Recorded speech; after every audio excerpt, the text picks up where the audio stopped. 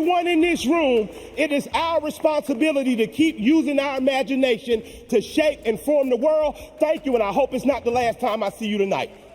Killer Mike, also known as Michael Santiago Render, found himself embroiled in a dramatic turn of events at the 66th Grammy Awards held at the Crypto.com Arena in Los Angeles on Sunday afternoon. Despite clinching 3 out of 4 rap categories in the pre-show telecast just a couple of hours prior, his evening took an unexpected turn. Let's dive deeper into this issue, so stay tuned until the end.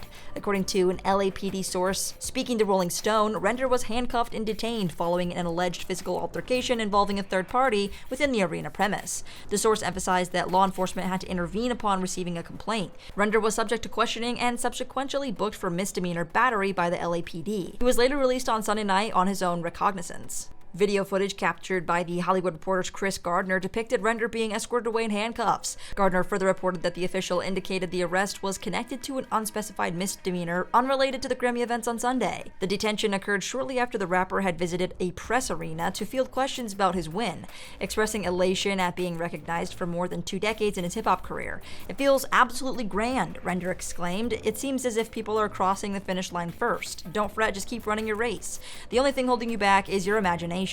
It's our duty to shine in every endeavor." Sunday's award marked Render's first solo Grammy win, contrasting with his initial victory over 2 decades ago for Best Rap Performances by a duo or group alongside Outkast for The Whole World.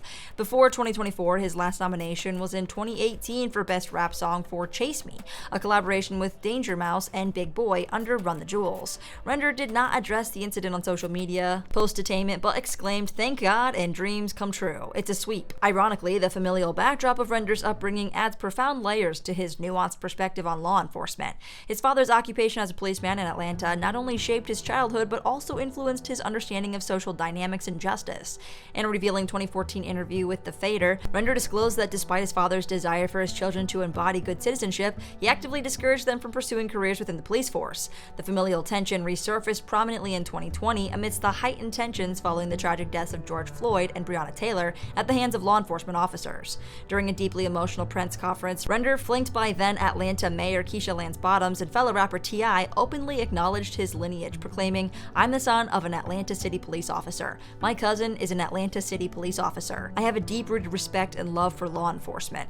Render's heartfelt plea alongside T.I. urged Atlanta residents to channel their frustration collectively, emphasizing the importance of preserving community integrity amidst turmoil. He reiterated his familial duty, asserting that it's incumbent upon each individual to not succumb to destructive impulses as bastions of stability and refuge during times of societal upheaval. This poignant stance underscores Render's commitment to fostering dialogue and constructive change within his community. Render's vocal criticism of the deficiencies within the police system echoes not only through his music, but also in his interviews and written works, exemplified by a poignant 2014 opt addressing the Ferguson uprising. In this compelling piece, Render declared his unwavering commitment to holding those in power accountable, asserting, "I will never take a day off policing the people we pay and keep a public trust with. I will use my camera, my pen, my pad, and my network to do my part, to make sure that America will no longer fear their government or its employees. They work for us, not the other way around." His impassioned stance encapsulates his dedication to advocating for systemic change and fostering transparency in governance. This incident involving Render is not isolated in the annals of artists grappling with legal entanglements at award shows. A noteworthy parallel rose in 2006 when Yasin Bey, formerly known as Mos Def, encountered legal repercussions following a guerrilla-style street performance. Bey's decision to stage an impromptu rendition of Katrina Clap, a poignant remix of UTP's Nolia Clap, addressing the devastation wrought by Hurricane Katrina outside Radio City Music Hall during the MTV Video Music Awards, similarly captured public attention. Despite claims from Bey's then publicist regarding the legitimacy of his performance permit, he found himself arrested after drawing a chord while performing on a flatbed truck. This episode underscores the complex intersection between artistic expression, activism, and the legal ramifications that artists may encounter when challenging societal norms and systemic injustices. Michael Santiago Render, born on April 20th, 1975, and widely recognized by his stage name Killer Mike, is an American rapper and activist. His debut in the recording industry came through his collaboration with Outkast on their 4th album, Stankonia 2000, and later on their Grammy Award-winning single, The Whole World, from the compilation album Big Boy and Dre Present, Outkast in 2001. Subsequently, he inked a deal with Big Boy's Purple Ribbon Records, then Aquanime Records, and Columbia Records, leading to the release of the highly acclaimed debut studio album Monster in 2003, which peaked at number 10 on the Billboard 200 chart. chart. Following this success, Killer Mike ventured into independent territory with albums like I Pledge Allegiance to the Grind from 2006 and its sequel, I Pledge Allegiance to the Grind 2, 2008.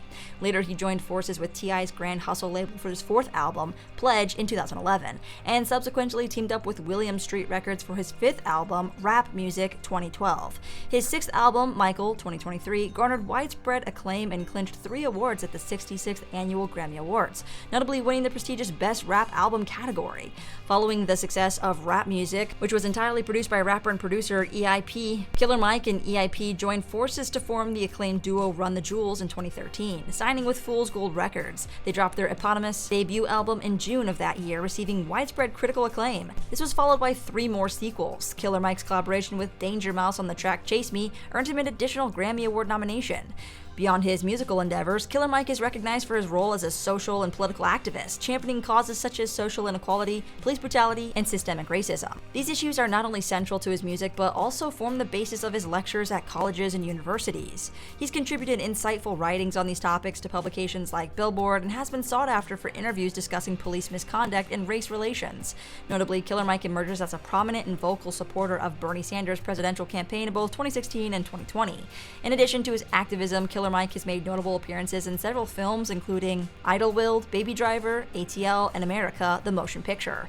His 6-episode docuseries, Trigger Warning with Killer Mike, delved into social issues affecting Black Americans and premiered on Netflix in January of 2019. Furthermore, his weekly interview program for public broadcasting services, Love and Respect, 2021 to the present, received an Emmy Award in 2022, solidifying his impact both in the entertainment industry and as a social commentator. In 2011, Killer Mike was introduced to rapper-producer EIP by Cartoon Network executive Jason DeMarco. The following year, EIP took on production duties for Mike's album Rap Music and contributed a guest verse on the track Butane, Champion's Anthem. Concurrently, Mike returned the favor by appearing on EIP's album Cancer for Cure. With both Rap Music and Cancer for Cure hitting shelves within weeks of each other, the two artists decided to embark on a joint tour. The tour's success ultimately inspired them to take their collaboration to the next level, leading the formation of the duo known as Run the Jewels. On June 26, 2013, Run the Jewels made their debut with a free self-titled album. The following year, on October 28, 2014, they dropped their second free album, Run the Jewels 2, adding a quirky twist to their discography. On September 25, 2015, the duo released reimagined versions of Run the Jewels 2 featuring cat sounds, aptly titled Meow the Jewels. Their third album, Run the Jewels 3, hit the airwaves on December 24th of 2016, followed by the release of their fourth album, RTJ4, on June 3rd of 2020, solidifying their reputation as a dynamic and boundary-pushing musical force. On July 4th of 2022, Killer Mike released a solo single titled Run, which later became part of his solo album titled Michael, released on June 16th of 23. Beyond his music career, Killer Mike has made notable appearances in several films, including 20 Funerals, Idlewild, and ATL. He's also ventured into voice acting, notably portraying a rapper-actor turned U.S. president named Takil in the Adult Swim cartoon Frisky Dingo from 2006-2008. Additionally, Killer Mike lent his voice to a Boost mobile phone in an episode of Adult Swim's Aqua Teen Hunger Force, which shared the same title as the character he voiced. Furthermore, Killer Mike has showcased his comedic talents through appearances on Adult Swim's surreal comedy series, The Eric Andre Show. In 2012, he served as a hype man for the female opera singer, and in 2014, he engaged in a rap battle with Action Bronson while both were compelled to walk on treadmills. He also made a cameo appearance as himself in an episode of the television series Ozark, Season 4, Episode 8. And that's going to be all for today, folks. If you want to keep yourself updated on the latest binge-worthy topics, click that subscribe button and notification bell for more videos like this.